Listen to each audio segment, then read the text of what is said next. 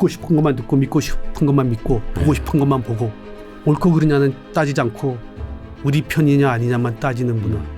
이게 증시에도 스며든 것 같아요. 그래서 자기랑 다른 주장을 하거나 자기들 갖고 있는 종목에 부정적인 의견을 쓰는 리포트를 내는 애널리스트를 비난을 하거나 공격을 하거나 심지어 사이버 테러를 하거나 21세기가 집단 지성의 시대라고요?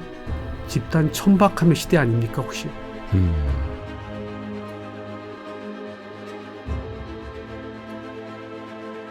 자, 3프로TV 시청자 여러분, 그리고 전국에서 또 지구촌 곳곳에서 저희 3프로TV를 성원해 주면서 콘텐츠를 잘 즐겨주시는 우리 투자자 여러분, 예, 신과 대화 시간으로 여러분 또 뵙게 됐습니다.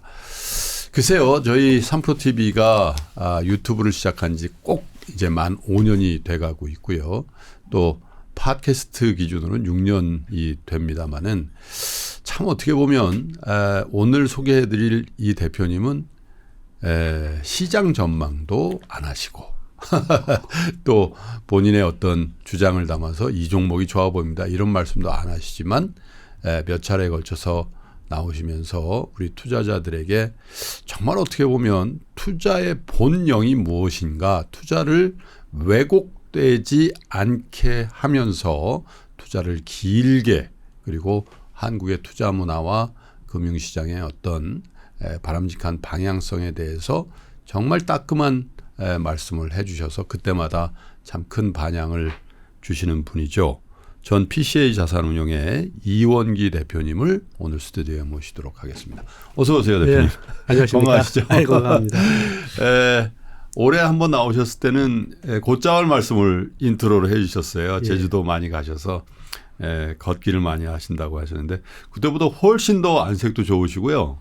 훨씬 더 건강해 보이십니다. 뭐 세상 살기가 답답하고 힘들 때일수록 예. 마음을 더 단단하게 먹으려고 노력하고 있습니다. 운동도 조금 하고 걷는 거 많이 걷고 그래서 네, 잘 버티고 있으려고 합니다. 예. 뭐 매번 오실 때마다 우리 투자자들을 위한 진심 어린 조언도 주시고 또 어쩔 때는 따끔한 질책도 해주시고 하셔서 댓글들 이렇게 보면 참 맞는 말씀 하신다 이런 저 댓글들이 많았는데 그 이후에 어떻게 우리 금융시장이나 투자의 세상이 조금씩 진일보하거나 발전해 갑니까? 어떻습니까? 사실은 오늘 더 따가운 말을 하고 싶어서 나왔습니다. 예. 네, 우리 시장 분위기, 투자 문화, 개인들의 행태 이런 게 작년, 재작년 또는 몇 년 전에 비해서 예. 나아지지를 않고 더 퇴행한다는 느낌을 받고 있습니다. 예. 이게 어떻게 보면은 기관들의 존재감이 사라지고 세력화된 개인들이 판치는 시장이라서 생겨나는 현상일 수 있는데 예. 너무 바람직하지 않은 행태들이 많이 보이고 있습니다. 제일 먼저 어떤 얘기를 할까요? 요즘 뭐 자칭 투자의 규제, 자칭 전문가들이 여기저기서 많이 등장을 했어요. 네. 그리고 좀 과장된 주장들을 합니다. 거기에 개인 투자가들이 열광을 합니다. 열광적으로 추종을 합니다. 왜냐하면 모든 과장되고 극단적인 주장은 우리의 이 비루한 팔자를 고쳐줄 것 같은 환각을 잠시 주지 않습니까? 내가 혼자서 투자하기가 이렇게 힘들고 맨날 손해만 보는데 네. 누가 자기만 믿으면 부자로 만들어준다는 주장을 하는 사람이 있으면 누구나 귀가 솔깃하죠. 열광적으로 추종자들이 몰려듭니다. 그 사람들이 하나의 집단을 형성해서 세력화가 됩니다. 자기들이 미는 종목, 자기들이 추앙하는 지도자를 중심으로 굉장한 그 결속력을 가지면서 하나의 세력화되고 있어요. 거기까지는 좋은데 이 사람들이 이제 자기들과 다른 주장을 하는 사람들을 적으로 간주하게 됩니다. 근데 이게 최근에서 나오는 경향입니까? 예전에도 그런 일들이 종종 있었어요. 저는 참 아이러니컬하게도 이게 한국에만 있는 현상이 아니라 약간 전 세계적인 현상인데 네. 이게 21세기에 들어서 생겨난 현상들이에요. 네. 그럼 21세기가 도대체 뭔가? 왜 그럴까요? 이게 지구촌의 21세기 모습이 너무 정보의 유통 속도가 너무 빨라서 생긴 거 아닌가 싶어요. 예. 사람들이 어떤 정보나 어떤 의견이 삽시간에 전 세계 수십억 인구한테 공유가 되지 않습니까? 그렇죠. 그래서 어떤 하나의 왜곡된 생각이 사람들을 끌어모으기가 아주 편리한 세상이 돼버린 것 같아요. 예. SNS나 유튜브나 뭐 인터넷을 통해서 그렇죠. 자기들과 같은 생각을 가진 사람들 쉽게 규합할 수 있는 기술의 진보가 갖고 온 약간의 폐단이라고나 할까요? 극단적인 생각을 하는 사람들이 훨씬 많아졌다 과거보다. 그리고 자기랑 다른 생각을 가진 사람들을 적대시하는 문화도 훨씬 강해졌다. 그게 이제 정치판에서 어느 나라나 다 보이는 현상 아닙니까? 그렇죠. 듣고 싶은 것만 듣고 믿고 싶은 것만 믿고 보고 싶은 것만 보고 옳고 그르냐는 따지지 않고 우리 편이냐 아니냐만 따지는 문화. 이게 이제 증시에도 이게 스며든 것 같아요. 투자를 정치처럼 하시는 것 같아요. 주식시장이 정치판처럼 변질된 것 같아요. 저는 그런 느낌을 갖고 있어요. 그래서 자기랑 다른 주장을 하거나 자기들 갖고 있는 종목에 부정적인 의견을 쓰는 리포트를 내는 애널리스트를 비난을 하거나 공격을 하거나 심지어 사이버 테러를 하거나. 아니, 물리적인 위해를 가하는 경우도 최근에 하나 물리적 나왔어요. 위해까지 있었습니까? 네. 심합니다. 네. 뭐 데모하는 건 저 봤어요. 데모하는 것도 보고 뭐 인터넷에서 막 공격하는 거 봤는데 물리적인 위해까지 가 있습니까? 애널리스트. 이게 무슨 어떤 현상이죠 이게 도대체? 저도 처음 보는 것 같아요. 30년 이상. 물론 이제 말씀하신 것처럼 인터넷도 지금 같지 않았고 뭐 SNS도 그랬는데 물론 이제 뭐 그 애널리스트의 의견이 맞고 틀리고의 문제가 아니라 틀린 애널리스트들이 뭐 반은 되는 거니까 그 뭐 7, 80년대도 마찬가지고 언제나 그런 건데 유독이 최근 들어서 그런 적극적인 의견 표출을 넘어서는 그런 일들이 많이 발생하고 있습니다. 여의도에서. 너무 개탄스럽습니다. 저는 21세기에 대해서 약간 혼란스럽습니다. 20세기보다 훨씬 더 진보적인 세상이 왔고 네. 집단 지성의 시대가 왔고 그렇죠. 인공지능의 시대가 왔고 4차 산업 시대가 왔는데 사람들의 행태는 이거 뭐지? 옳고 그른 거에 대해서 사람들이 관심이 없어진 것 같아요. 사실이냐 아니냐에 대해서도 관심이 없어진 것 같아요. 오로지 자기한테 이득이 되느냐 손해가 되느냐 거기에만 관심을 갖는 것 같아요. 세상의 불의나 부조리에 대해서는 분노하는 사람이 거의 없어졌고 자기 불이익에 대한 분노는 하늘을 찌른다. 20세기에는 이러진 않았던 것 같은데 21세기적 현상이라 그러면 너무 21세기가 서글퍼지지 않습니까? 자기와 다른 생각, 자기 이익을 침해하는 의견이나 주장에 대해서 집단을 만들어서 물리적 위해까지 가한다면 이건 더 이상 투자가 아니죠. 근데 물론 저는 그분들을 옹호할 생각도 전혀 없고요. 그래서도 안 되겠죠. 어떤 경우에도 그런 형태의 인신에 대한 공격 이런 것들은 배격돼야 될 일이라는 거에 대해서 전혀 이론이 없는데 21세기의 어떤 인터넷이라든지 SNS의 활성화 뭐 이런 걸로만으로 해석하기에는 금융위기 이후에 우리 사회나 전 세계적인 환경이라는 게 너무 경제적 부에 쏠림이 있었고 거기서 소외된 분들의 울분감이라든가 그리고 그 울분감에 대한 대상이 기성의 체제, 기존의 금융에 대한 불신 그리고 또 뭐 우리 그 금융시장만 하더라도 4, 5년 사이에 라임이라든지 옵티머스를 비롯해서 엄청난 금융 사고가 또 있었고 그러다 보니까 이건 뭔가 근본적으로 바꿔내지 않으면 이 체제에서 내가 부를 일굴 가능성은 점점 희박하다라는 어떤 그런 절박함이 같이 버무려지면서 나오는 일들 아닌가라는 생각에서 참 무겁다라는 그런 생각을 할 때가 있거든요. 맞습니다. 뭐 그런 절박함은 일견 이해가 됩니다. 예. 저도 상대적인 박탈감을 자주 느끼니까 예. 일반적인 대중들이 어떻겠습니까? 네. 그래서 어떤 자기들의 구루라는 사람이 생기거나 지도자 같은 사람이 생기면 그 사람한테 모든 걸 맡기고 싶은 생각. 그러니까요. 너무 힘든 세상을 이 사람만 따라가면은 천국으로 갈 수 있을 것 같은 그런 약간 사이비 종교 같은 이제 색채를 띠게 되는 거죠. 그러나 여러분 생각해 보십시오. 누가 다른 사람 돈 벌게 해주려고 고민하거나 노력한 사람이 세상에 어디 있겠어요. 다 자기 비즈니스 하고 있는 거거든요. 네. 자기 돈벌이 하고 있는 거거든요. 주식 투자는 고독한 단독자의 게임이지 어떤 집단을 만들어서 세력을 만들어서 스크럼을 짜서 하는 행동은 반드시 실패로 귀결이 됩니다. 실패로 인한 손실은 반드시 뒤늦게 가담한 개인 투자가들의 몫이에요. 선도 세력이나 그 지도자들은 절대로 손해를 안 봅니다. 자기들이 먼저 사놓은 주식을 뒤늦게 추종하면서 뛰어든 개인들한테 넘기죠. 큰 이득을 남기고. 그러니까 돈 버는 사람들이 개인들의 불안하고 어디에 의지하고 싶은 심리를 파고드는 신종 비즈니스 같아요. 그런 사람들이 많이 생겼어요. 많이 생겨서 사람들을 많이 끌어들이려면은 극단적이고 과정된 주장을 하게 마련입니다.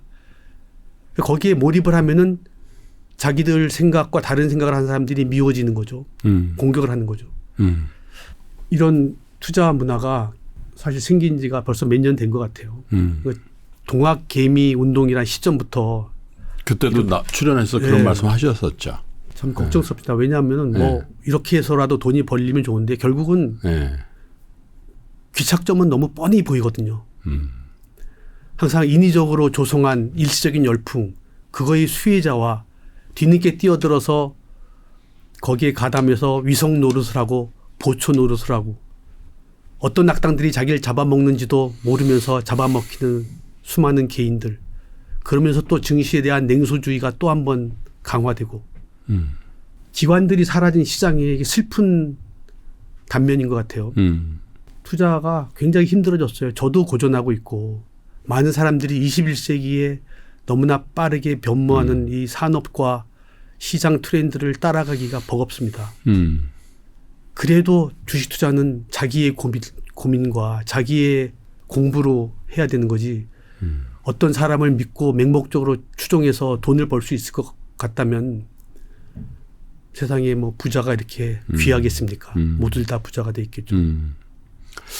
근데 이제 그때마다 그 개인 투자자들에게 큰 피해를 안겨주는 모양과 시스템은 변경되어졌으나 그런 양상은 계속되고 있다. 아까 말씀하셨듯이 뭐 여러 가지 슬로건이나 이벤트나 또 뭐 이런 것들로 각색윤색되어질 뿐 사실은 대다수의 개인 투자자, 대다수의 기본적인 금융 소비자들은 늘 털리고 있다. 도대체 이 괴물의 정체는 뭐냐? 그럼 어떻게 이걸 끊어내고 어떻게 정상화라는 게 과연 우리에게 한 번이라도 있었나? 그런 자조감이 든단 말이죠. 우리나라는 워낙이 좀 사람들이 피가 뜨겁지 않습니까? 열정이 뛰어난 민족입니다. 아주 긍정적인 면도 많아요. 그거의 다른 이면은 쏠림이 굉장히 강한 나라다. 어떤 새로운 유행이나 새로운 주장, 새로운 산업이 생기면 사람들이 굉장히 열정적으로 거기에 관심을 집중시킵니다. 주식시장에서도 어떤 새로운 인기주가 떠오르면은 그게 엄청나게 빠르게 폭등을 하고 고평가 영역을 금방 들어가 버려요. 많은 사람들이 가담을 해준다는 얘기죠. 그래서 우리나라는 이게 어떻게 보면 주가 조작의 천국이다. 사람들을 쉽게 흥분시키고 가담자와 추종자들을 쉽게 모을 수가 있다. 요새 뭐 SNS나 뭐 개인 방송이나 ARS나 사설 투자 자문 뭐 리딩방 이런 걸 통해서 어떤 사람들이 기획을 한 생각을 많은 사람들한테 빨리 전파시키고 추종자들을 모으기가 너무 쉬워졌어요. 그래서 주가 조작 시도가 너무 끊임없이 지금 되풀이되고 있다. 그 주가 조작의 희생자는 뻔하게 나중에 뛰어든 개인들인데 종목만 바꿔가면서 계속되고 있어요. 잘 적발도 안 되고 처벌도 잘 안 되고 처벌도 너무 약하고 범죄 수익이 환수도 잘 안 되고 앞으로도 걱정스러운 거는 시장 분위기가 조금 약간 침체돼 있어서 조금 덜하지. 네. 조금만 시장이 화랑 활성화되면 분위기만 생기면 오히려 더 훨씬 더 많은 인위적인 주가 조작 시도가 난무할 것 같아요. 그러니까 악당들이나 사기꾼들이 우글거리고 있습니다. 이 시장에. 우리 시장이 20세기보다 이런 투명성 면에서 후퇴했어요. 이거 왜 그런지 모르겠어요. 최근에 정치인 테마주란 건 또 뭡니까? 그러니까요. 말도 안 되던데. 어떤 정치인이 어떤 연예인을 유망한 정치인이 연예인을 만났다고 그 연예인과 뭐 친하게 지내는 분이 대주주는 회사 주가가 폭등을 합니다. 그러니까요. 근데 이 정치인 테마주라는 게 21세기 들어서 생겼어요. 안철수 씨의 등장과 더불어 생겼어요. 아, 그전에는 없었어요? 이승만 관련주, 박정희 관련주 없었습니까? 우리나라가 과거에는 정경유착이 훨씬 심했던 나라 아닙니까? 네. 그런데도 1970, 80년도, 네. 90년도에는 정치인 테마주라는 건 없었거든요. 아, 그러니까 뭐 중동 붐도 테마를 하면 테마지만 그런 주식들이 있었죠. 예. 근데 그러고 보니까 뭐 김종필 관련주나 없었어요. 이훈학 관련주나 뭐 이런 건 없었던 것 같은데. 아니 21세기 정치인 테마주가 뭡니까? 정치인 테마주의 그 맥락을 가만히 되짚어 보면은 예. 아, 저 유망한 정치인이 권력을 잡으면은 예. 이 자기의 어떤 인연이 있는 회사를 집중적으로 밀어주겠구나 하고 우리가 믿는 거예요. 그게 정경유착이잖아요. 그렇죠. 그걸 믿고 예. 바라고 예. 갈구하는 거예요. 그 주식을 막 사서 주가를 올린다는 사람들이 많다는 얘기는 네. 앞으로 그 사람이 권력을 잡으면 그렇게 해달라고 우리가 비는 거예요. 갈구하는 거예요. 호소하는 거예요. 21세기 대한민국에서 정치인 테마주라는 게 도대체 뭡니까? 부끄럽습니다. 20세기에 대해서 부끄럽고 19세기에 대해서도 부끄러워요. 21세기가 집단 지성의 시대라고요? 집단 천박함의 시대 아닙니까 혹시? 그때 그게 21세기의 전 세계적인 현상으로도 아까 일견 말씀하셨는데 그런 정치인 테마주가 모르겠습니다. 구체적으로 뭐 어떻게 보면 신흥국의 어디에는 있는지 모르겠지만 우리는 이미 경제적으로 선진국 대열에 들어온 나라고 그렇죠.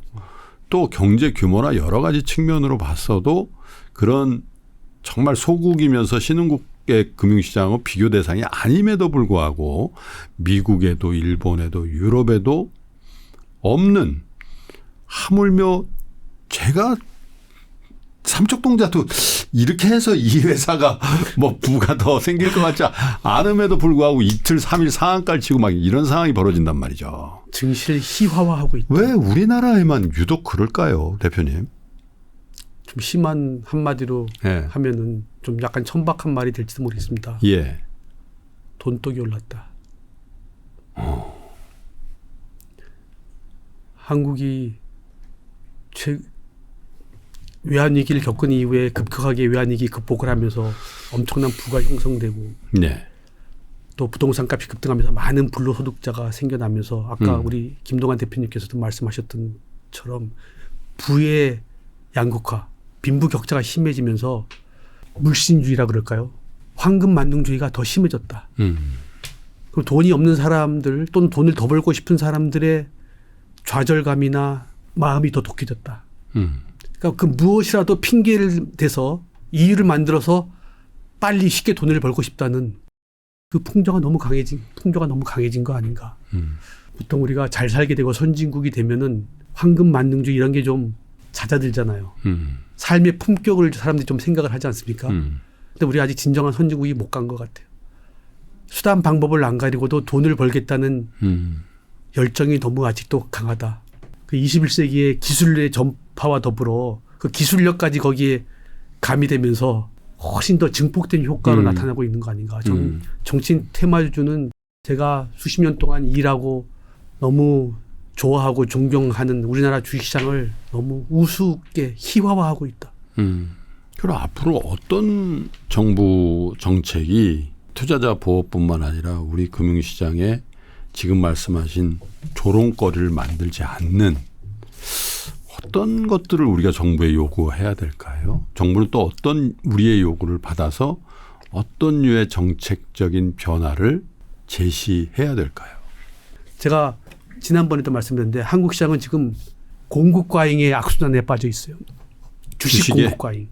주식 수요는 상당히 정체돼 있어요. 네. 기관들도 주식 사기 힘든 상황이고 음. 개인들의 주식 매수 여력도 늘질 않아요. 그렇죠. 해외 이미 시장으로도 많고. 많이 빠져나가요. 예. 일본 시장으로도 지금 많이 빠져나가요. 중국, 미국, 일본 시장 해외 투자가 많아서 국내 주식 수요를 갉아먹었죠. 뭐 심지어 이제 인도, 베트남 뭐. 가상화폐로도 많이 가고 또 개인들이 지금 저축이 늘고 있는 상황도 아니잖아요. 예. 개인들마저 주식 투자를 많이 못 늘리는 상황인데 기관들은 존재감이 없다. 주식 수요는 좋게 봐서 정체되어 있는 상황인데 주식 공급은 어떻습니까? 계속되는 쪼개기 상장.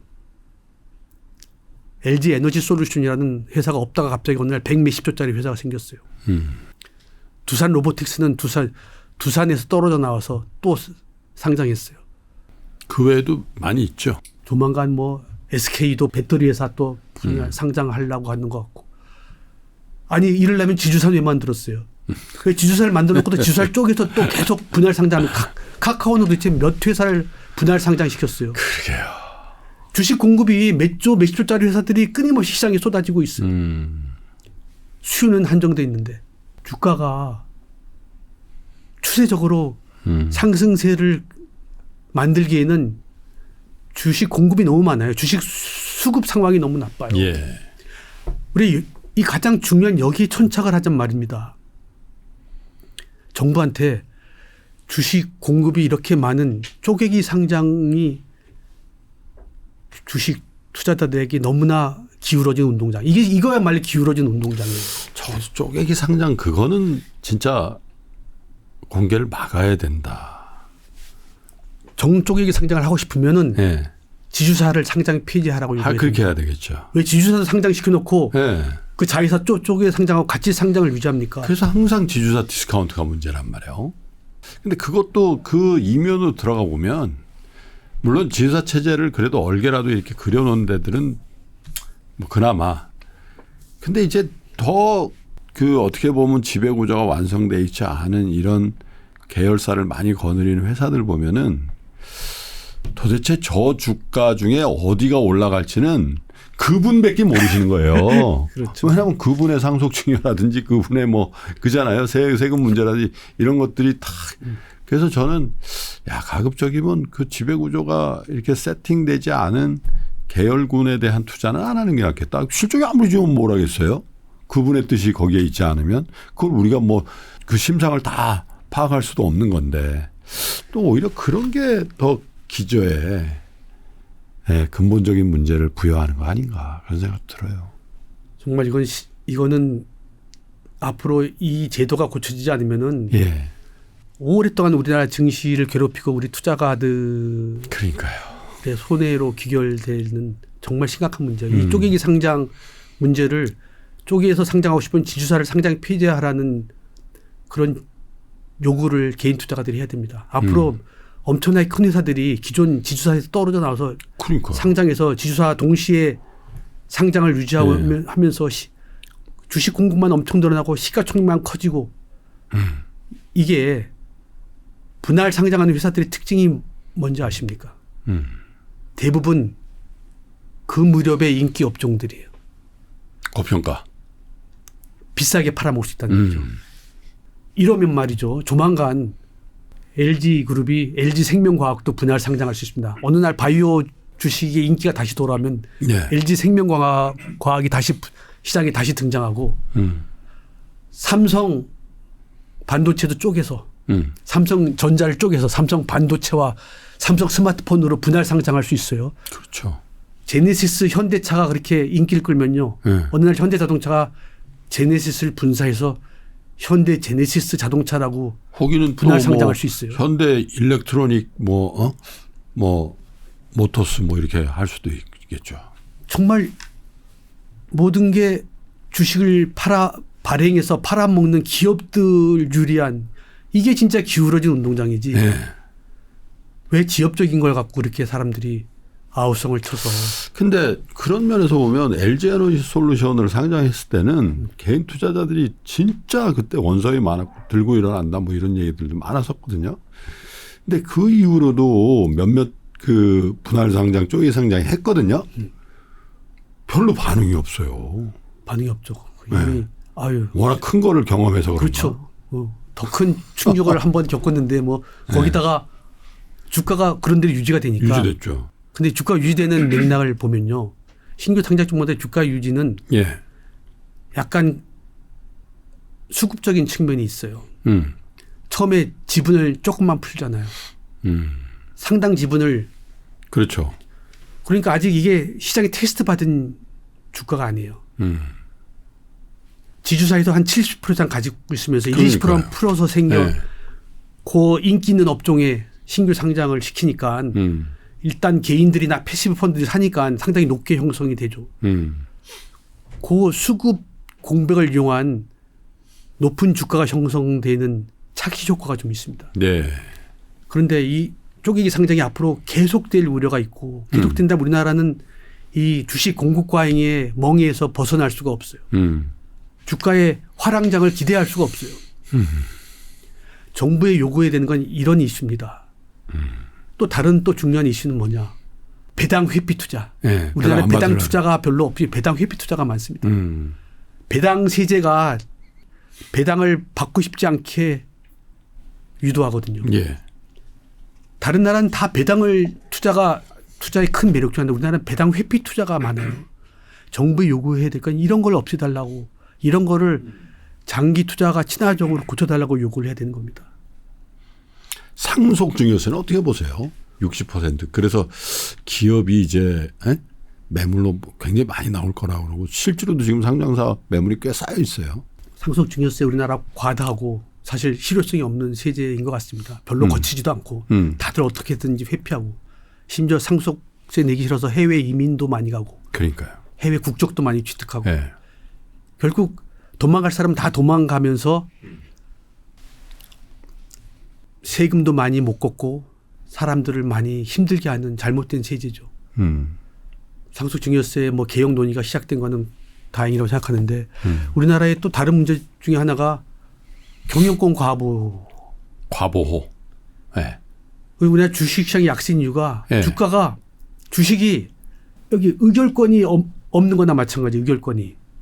하기야 뭘 대주주가 뭐 지분을 매각하는데 프리미엄이 100% 거래되는데 그 거래가 종결되면 주가가 빠지고 기존 투자자들은 오히려 거래 직전 그 M&A 딜 전에 주가가 더 떨어지죠. 더 떨어지는.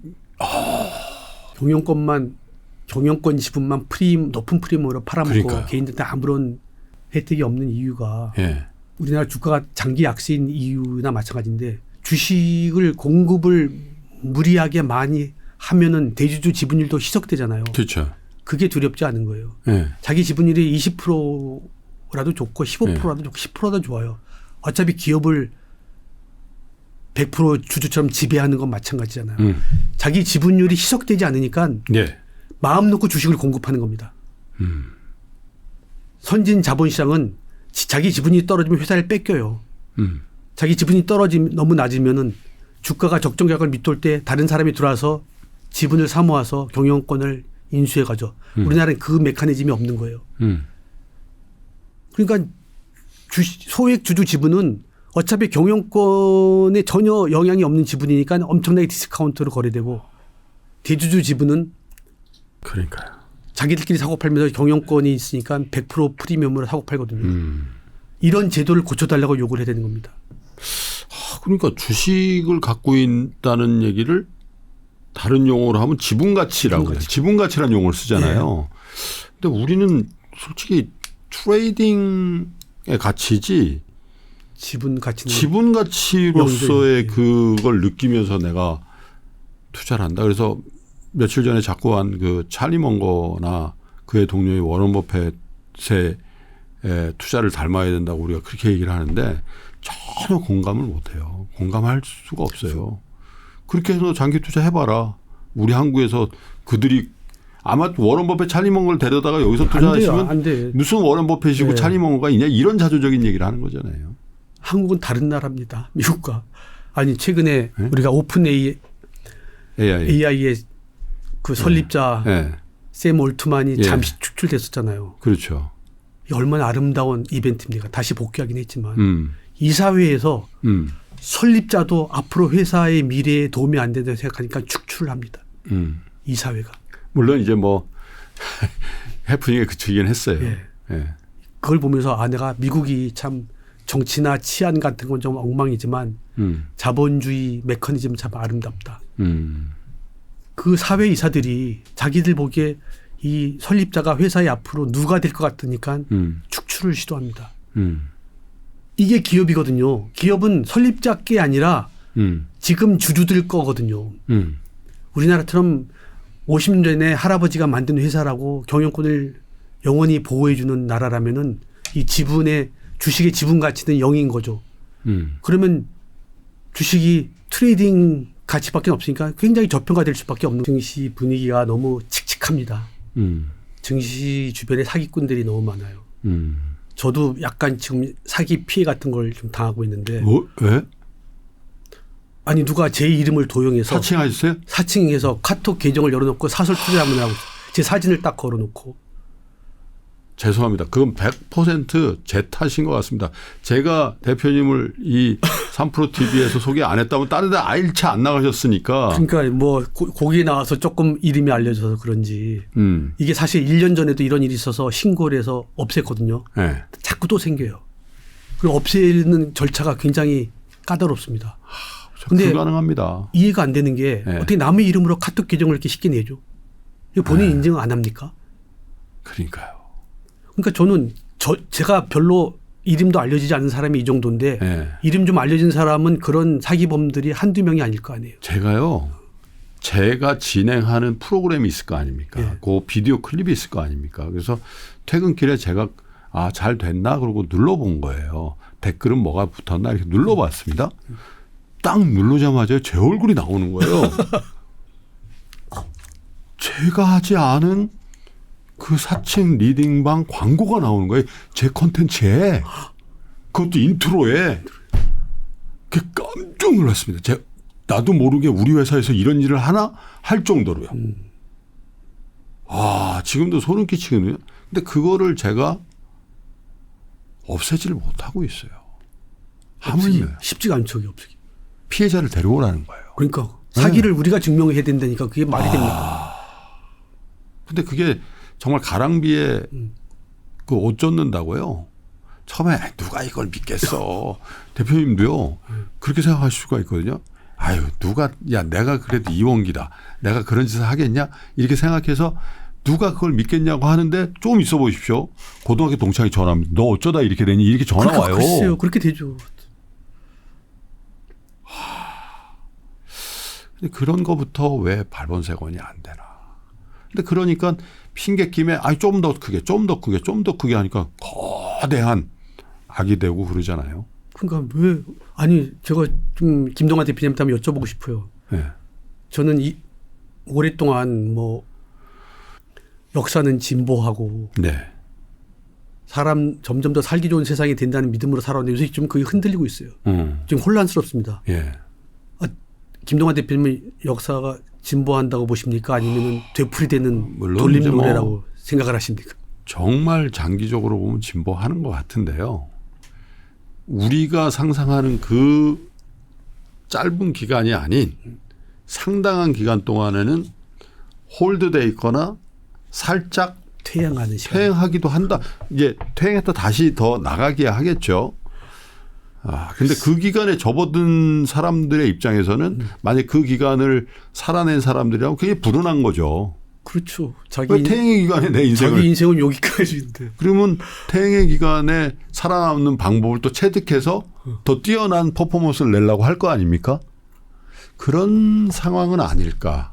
저는 또 혼란스러워요. 막 여기저기서 네. 옛날식 전쟁이 터져서 막 그러니까요. 어린애들도 하루에 수십 명씩 희생되고 다시 냉전 시대가 와서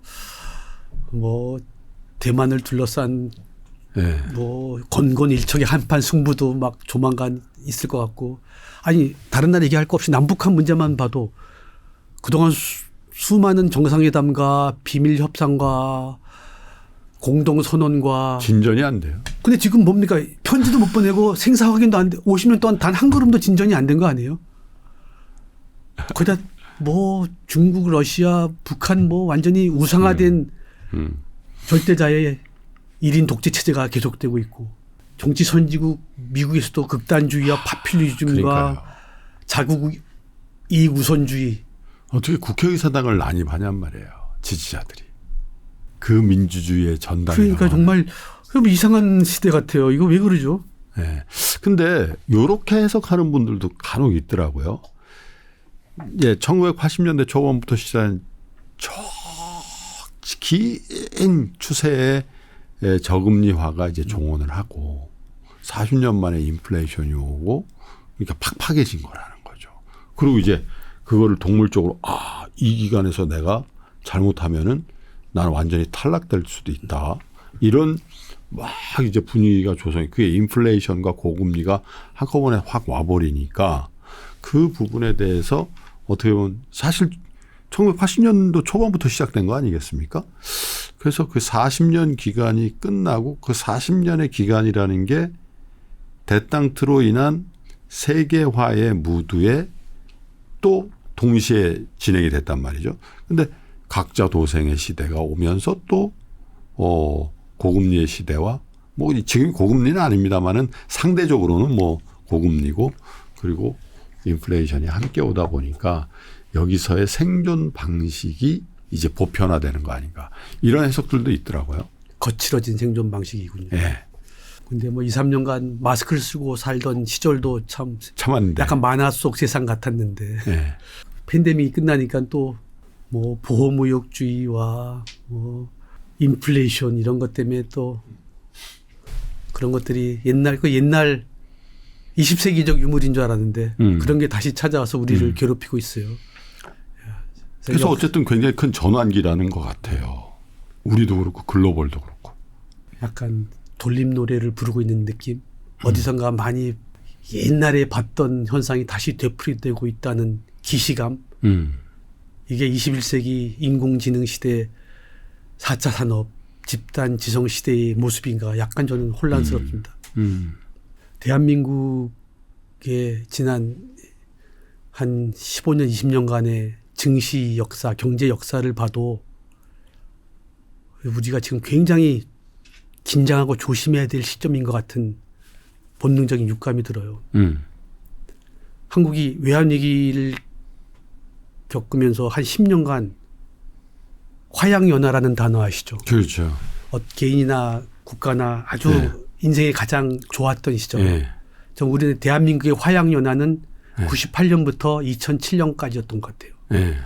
그때가 외환위기 극복의 에너지가 결집돼서 국민 통합이 되고 기업들이 개혁을 하고 구조조정을 하고 초고속 정보통신망이 깔리면서 정보통신 혁명 비슷한 게 일어나고 선거를 통한 평화적인 정권 교체도 한번 맛보고 월드컵도 있었죠. 월드컵도 하고 그때 외국인들이 우리나라 사람들이 눈빛이 살아있다고 그렇죠. 했었어요.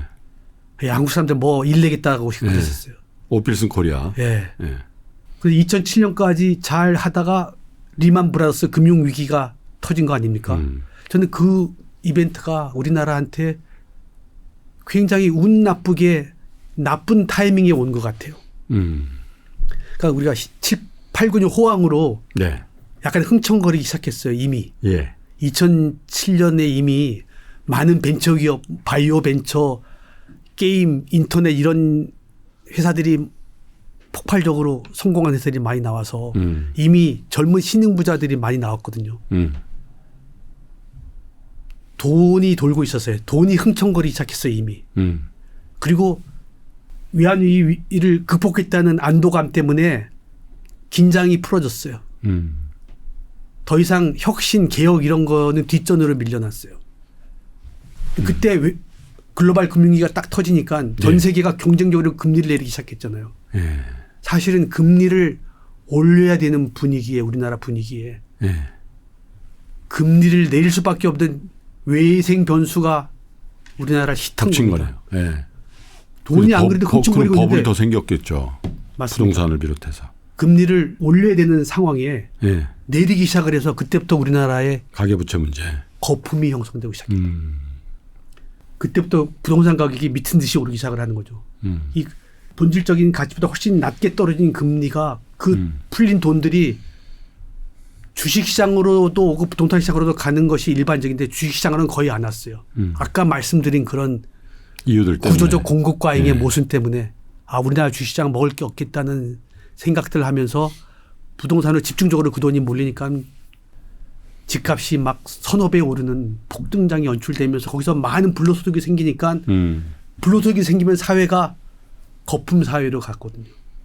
한국이 아주 멋지고 쿨한 나라에서 우리의 의식과 라이프 스타일에 거품이 끼기 시작한 결정적인 이벤트가 2007년 글로벌 금융위기라고 저는 진단을 그 합니다. 이후에 진행된 장기간에 걸친 초저금리 유동성 시대. 공급과 초저금리. 초저금리를 가능하게 했던 글로벌 금융위기라는 명분. 아주 불운하게 나쁜 타이밍에 그게 왔다. 거기다가 또 그걸 좀 정리하고 있는 차에 팬데믹이 와버린 거잖아요. 팬데믹이 와버렸어요. 돈을 또 풀었어요. 팬데믹 때문에. 글로벌 금융위기와 팬데믹 때문에 무차별 돈을 풀 수 있는 명분이 두 번 생긴 거죠. 네. 거기서 풀린 돈이 증시로 왔었으면 좋았을 텐데 일부 오다가 아주 조금 왔지만 네. 대부분은 부동산으로 흘러갔기 때문에 부동산 거품이 형성되면서 우리의 의식과 라이프 스타일의 거품이 형성되면서 빈부의 격차가 심화되면서 계층 간 갈등이 생기고 집단 이기주의가 생기고 부를 지키겠다는 기득권들이 생기고 자기 이익만 지키겠다는 집단 이기주의가 생기고 정치가 양극화되고 증시 분위기마저 이렇게 되고 옳고 그른 건 아무도 관심이 없어지고 우리 사회 공동체가 어디로 나가야 될 것인가에 아무도 관심이 없어지고 오로지 내 포지션에 어떤 게 유리한가 그것만 따진 세상이 온 계기가 2007년부터 오랫동안 지속된 초저금리 그리고 팬데믹 우리의 의식이 조금씩 병들기 시작했던 거 아닌가. 실질적이고 능률적이고 소박하던 한국 사람들이 어느 순간 약간 졸부가 되면서 자랑질 문화가 일반화되고 여기저기 자기가 얼마나 멋있게 사는 거를 자랑하는 문화. 그걸 또 모방하고 싶은 많은 사람들의 모방 소비. 대한민국이 좀 달라졌거든요. 그 달라져서 원래 저비용 국가였던 대한민국이 고비용 국가로 가버렸어요. 땅값이 너무 비싸지고 사람들이 성실하게 일하고 저축했던 사람들이 좌절감을 느꼈을 거 아니에요. 그렇죠. 집값 폭등으로. 그러니까 아니 근데 뭐 2018년인가 뭐 서울의 그 서초동에 저 반포에 있는 무슨 아파트가 30평이 30억 됐다고 얼마나 기사가 나왔어요. 평당 1억이라. 벌써 50억이에요. 옆에 아파트가. 너무 서글픕니다. 네. 소박하던 한국 사람들이 열심히 일하고 저축하고 소박하게 살던 한국 사람들이 네. 노동의 가치가 떨어졌어요. 일을 잘 안 하려고 그래. 왜 일해서 돈 버는 게 너무 하찮게 느껴질 수밖에 없잖아요. 약간 노동 파업의 분위기가 있어. 어디도 사람 구하기가 힘들어요. 그렇죠. 임금이 많이 올라가죠. 그러니까. 청년 실업은 계속 높아지는데. 집 주변에 식당들이 너무 일찍 저녁에 문을 닫아요. 한 7시 반만 되면 문을 닫아요. 장사가 안 돼요. 장사도 잘 안 되지만 장사가 잘 안 돼서 문 닫힌다가 대답이 나올 줄 알았더니 저녁 때 일할 사람 구하기가 너무 힘들어요. 사람들이 결혼도 잘 안 하고 애도 잘 안 나니까 일종의 결혼 파업, 출산 파업 분위기마저 있거든요. 노동 파업, 결혼 파업, 출산 파업, 인구 감소, 근데 노령화. 그렇게 생긴 그 사회 분위기는 어떻게 해소가 되잖아요. 그리고 그렇게 생긴 자산의 버블은 역사가 증명하듯이 항상 커렉션 되거든요. 어떻게 될 것 같으세요? 자, 우리나라의 지금 자산 시장을 보면은 부동산 가격은 굉장히 비싸고 어느 선진국 못지않게 비싸고 주식시장은 보통 산업은 기존 산업은 엄청 싸고 그러니까요. 몇몇 인기 업종은 엄청 비싸고 아직 안 국화예요. 엄청나게 싸서 더 이상 떨어질래야 떨어질 수 없는 많은 우리가 알고 있는 우리한테 친숙한 많은 회사들과 인기가 붙은 몇몇 산업들은 너무 비싸서 좀 더 오를 것 같아도 차마 못 사겠는 그런 주식들로 양분돼 있어요. 부동산 가격은 상당히 비싸고 거품이 아닐까 하는 우려를 줄 정도. 이 자산 시장의 불균형, 부동산과 주식의 불균형, 또 부동산의 섹터, 주식시장의 산업 간 불균형이 언젠가 해소되죠. 근데 이게 조만간 해소될 것 같지는 않은 게 해소가 되려면 어떤 계기가 있어야 돼요. 그렇죠. 주식시장 공급 과잉의 문제가 해소된다든지 또는 금리가 상당히 높아져서 부동산이 금리 부담을 느낀다든지. 근데 지금 금리를 우리나라가 올리기 힘든 또 경제 환경이잖아요. 그렇죠. 경기가 좋으면 부동산 금리를 올리는데 경제가 침체돼서 금리를 오히려 이게 정점이고 앞으로 조금 낮춰야 된다 이런 느낌감마저 주니까 부동산 버블이 금방 또 해소될 것 같지도 않아요. 자, 멋진 쿨한 대한민국은 이제 과거가 돼버렸고 지금은 여러 가지 걱정스러운 면이 많이 보이기 때문에 지난 10년간 우리나라 주식시장이 딴 나라들이 100% 200% 오른 동안 우리나라 시장은 옆으로 누워버렸죠. 그렇죠. 2007년도랑 비교해서 지금 주가지수는 한 5% 10%밖에 안 올랐어요. 15년 동안. 글로벌 금융위기 이래 코스피는 10% 정도밖에 안 올랐어요. 대만은 130%, 일본 100%, 나스닥 300%, 다우존스 200%, 독일 주가지수 120% 오른 동안 우리나라는 5% 10% 올랐어요. 이렇게 장기적 언더퍼폼을 하는 침체장이 연출되고 있는 이유가 이제 우리의 라이프 스타일이 되게 나빠졌다. 열심히 일하는 문화가 사라지고 인생을 즐기자. 그게 꼭 나쁜 건 아니지만 잘 먹고 잘 놀러 다니고 인생을 즐기자는 문화가 일반화됐어요. 그리고 아름다운 문화라고 저도 생각하는데 그게 너무 지나치다. 모든 건 지나치면은 과유불급의 문제가 생기잖아요. 우리가 전 세계 유명 관광지를 가면은 한국 사람들이 제일 많아요. 어딜 가도. 일본의 관광지 가면은 가게 들어가면 우스갯소리로 주인 빼곤 다 한국 사람이라는 얘기까지 있어. 일본도 만만치 않게 비싼 나라인데 일본이 너무 싸게 느껴지는 거예요. 우리나라 사람들한테. 맞아요. 일본에서 먹고 골프 치고 이런 게 한국보다 굉장히 싸게 느껴지거든요. 일본이 이렇게 싸게 느껴지는 우리나라는 얼마나 고비용 국가인 것입니까? 너무 비싸요. 진짜로. 네. 차라리 일본 가는 게 더 저렴하고. 그렇잖아요. 네. 고비용 국가라는 얘기는 경쟁력이 없는 국가라는 얘기고. 그걸 그들이 오냐 이거죠. 안 오죠. 오랜만에 한 가지 더 부탁을 드리면 우리 투자자 여러분들이 지금 2023년이 곧 이제 막을 내리고 2023년, 야, 사실 대망의 2024년이 밝아옵니다. 희망찬 이런 얘기를 쓰기가 참 힘든 그런 와중에 또 새해를 맞이하거든요. 그래서 올해 새해, 올해를 마감하고 이제 돌아오는 새해는 요건 꼭 좀 명심하셨으면 좋겠다. 그렇게 하고 맞든 틀리든 간에 이렇게 좀 투자를 했으면 좋겠다 하는 그런 조언을 끝으로 한번 주시면 좋을 것 같습니다. 뭐 저도 좀 투자를 하는데 고전을 하고 있기 때문에 뭐 사람들한테 어떤 전망을 할 자신은 별로 없습니다. 제가 전망을 해도 잘 안 맞고 단지 투자가들에게 조금 이제 희망 섞인 얘기를 드리자면은 우리나라 증시의 모멘텀 상으로 중요한 몇 가지 지표 예를 들어 유가라든지 반도체 가격이라든지 수출이라든지 금리라든지 하는 것들이 약간 우호적으로 터닝하고 있어요. 정말 미국이 금리를 더 이상 올리지 않는다면 내년도 장은 상당한 반등장이 나올 것 같습니다. 근데 미국 경제가 너무 좋아요. 지금 잠시 금리가 머물다가 또 금리를 올려야 되는 거 아닌가 하는 분위기가 형성될 우려가 있을 정도로 미국 경제가 좋아요. 그러니까요. 미국 주시장은 떨어진 게 거의 없습니다. 다우지수가 거의 다우지수 사상 최고치 바로 밑이에요. 네. 나스닥 낙폭도 뭐 한 15% 네. 정도밖에 안 되잖아요. 개별 종목들 매그니시픈 뭐 세븐인가 그거는 다 고가예요. 신고가니까 금리 인상의 진원지인 미국이었는데 미국 시장은 경제가 좋아서 금리를 올린 거 아니에요. 그러니까요. 결국 경기가 득세를 하는 거예요. 금리보다. 우리나라는 경제가 나쁜데도 어쩔 수 없이 올린 금리잖아요. 우리나라는 금리 때문에 주가가 빠졌던 것도 아닌 거죠. 그러니까. 자, 미국 시장은 경제가 너무 좋아서 금리를 더 올려야 될 우려도 아직 남아 있다. 아직 안심하기는 이르다.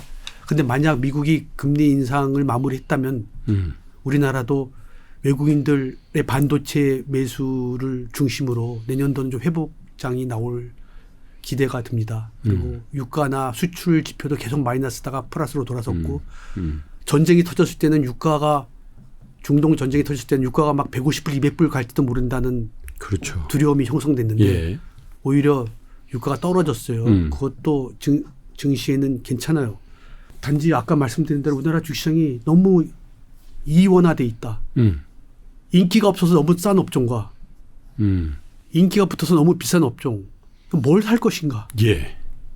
사람들한테 저평가돼 있으니까 인기 없는 업종을 사라고 추천하는 게 마음은 편하고 전문가 같은데 안 올라가요. 사실 올라갈 것 같은 느낌은 별로 안 들어요. 뭔지 성장 업종 같은 회사들은 막 인기가 붙어서 트레이딩으로 따라 사고 싶지만 또 너무 고평가돼 있어요. 김동완 대표님은 어떤 전략을 추천하시겠습니까? 그래서 참 저도 네, 저는 기본적으로는 지금까지 해온 거를 계속 하려고 합니다. 용서할 수 없는 가격의 주가들이 보이더라고요. 그런 것 지금 조금 늘리고 여전히 부동산은 뭐 집 한 채밖에 없으니까 그건 유지하고 그리고 크레딧이 괜찮은데 같이 금리가 올랐던 그런 채권들은 바이앤홀딩 하며 그래서 2표를 계속 캐리하면서 캐시플로우를 만들고 뭐 그 정도로 지금 하면서 내년을 준비하고 있습니다. 예. 제 생각에 향후 섹터 전략, 증시 섹터 전략의 중요한 그 관전 포인트는 증시로 자금 유입이 얼마나 될 것이냐에 달려 있는 것 같아요. 예. 증시로 개인 자금이 들어올 돈이 꽤 많다면은 지금 소외돼서 고점 대비 낙폭이 큰 회사들이 반등이 크게 나올 수 있는데 신규 자금 유입이 안 되고 그냥 시장 분위기만 좀 나아진다면은 기존의 사람들이 몰려있는 특정 인기 테마 뭐 로봇이나 AI나 뭐 2차 전지나 그런 것들만 다시 불붙는 장이 나올 수 있고 자금 유입이 좀 된다면은 소위 말하는 우량주 낙폭 큰 우량주들의 반등장이 나올 수 있겠는데 증시로 들어올 자금이 얼마나 될지 잘 가늠이 안 돼요. 왜냐하면 개인들이 지금 잉여 현금들이 많지 않아요. 개인들 저축률이라는 게 지금은 뭐 거의 0입니다. 저축이 없으니까 유동성이 없고 소비 성향이 높아져서 웬만한 부유층들도 소비 성향이 높아져서 저축 현금이 별로 없거든요. 그러니까 예. 증시로 유입될 자금이 그리 크지 않을 수 있다. 그러니까 해외 주시장 분위기가 막 좋아도 우리나라 시장은 외국인들이 관심 갖는 뭐 반도체 등 몇몇 주식만 좀 혜택을 받을까. 전반적인 시장은 여전히 세력화된 집단들이 주무르는 그런 소위 인기주, 소위 성장주, 소위 투기주들이 프리미엄이 엄청나게 너무 과다해 보임에도 불구하고 여전히 트레이딩은 그쪽에서 일어나지 않을까. 기업의 이익이 주식시장 전망이 중요하지만 그렇죠. 우리나라는 그 연결고리가 지금 깨져 있어요. 그러니까 이익이 엄청나게 늘어도 안 오르는 주식들이 너무 많이 생겨서 이게 언제 구도가 깨질까 저도 너무 간절하게 기다리고 있습니다.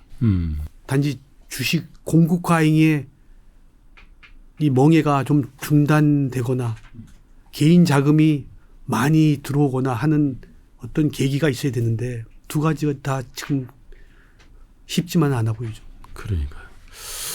뭐 하도 답답해서 대표님께 어떻게 하다 보니까 내년도에 시장 전망 혹은 우리 투자자 여러분들의 자산 배분 및 포트폴리오에 대한 사실은 원래 그 일을 정말 오랫동안 하셨던 이력을 갖고 계시기 때문에 제가 애초에는 그런 걸 안 물어보는 전제하에서 출연합니다. 이런 다짐을 받았습니다마는 저 스스로도 좀 궁금하기도 하고 또 대표님 뵈면은 어떻게 보면 업계 선배님을 사석에서 이렇게 자문을 구하고 조언을 듣는 그런 기시감 같은 게 좀 저는 있어서 제가 룰을 좀 브레이크하고 여쭤본 것 같습니다. 뭐 걱정은 걱정대로 하지만 또 금융시장의 여러 환경이 우호적으로 개선되어져 가고 있는 것도 염두에 두고 대응을 하셨으면 좋겠다 이런 말씀으로 듣겠습니다. 이원기 전 PCA 자산운용 대표님과의 특별 대담 신가 대화 시간으로 여러분 만나 뵀는데 이 주변에 증시 주변에 이런 쓴소리들이 굳이 필요한가? 아유 뭐 어차피 뭐 세태가 그런 거고 여기서 또 잘 적응해서 또 거기서 이렇게 잘 기회를 살리면 되지 이렇게 생각하실 분도 계십니다. 그런데 그러기가 쉽지 않은 거죠. 근데 페어한 게임이 되면은 정상적인 노력이 정상적인 퍼포먼스로 나올 수가 있는데 그렇지 않기 때문에 아주 특단의 노력이 또 왜곡을 가져오기도 하고 그래서 간혹 모셔서 그때그때 경고를 좀 듣고 여러분과 함께 공감대를 갖게 되는 것 같습니다. 연말일 때인데 뭐 여러 가지로 뭐 분주하시고 또 투자도 개인적으로 하시는 것도 잘 마무리하셔야 될 텐데 이렇게 시간 내주셔서 감사드리고 또 내년에도 건강하시고 또 저희 금융시장에 내년에는 좀 좋은 일로 이거 축하할 일이네요 하는 일로 대표님과 또 다른 인터뷰를 좀 준비해 보기를 기대하면서 오늘은 이렇게 인사를 드리겠습니다. 대표님 시간 내주셔서 감사드립니다. 건강하십시오. 네. 자, 이원기 대표님과의 대화를 이렇게 마감을 하겠습니다. 올해도 이제 다 가고 있습니다만 여러분들도 이 인터뷰를 기회로 해서 한번 여러분들의 투자와 마음가짐을 한번 되새겨 보셨으면 어떨까 그런 생각을 가져보겠습니다. 저는 또 뜻있고 유용한 인터뷰로 여러분 다시 인사드리겠습니다. 끝까지 시청해 주신 여러분 고맙습니다.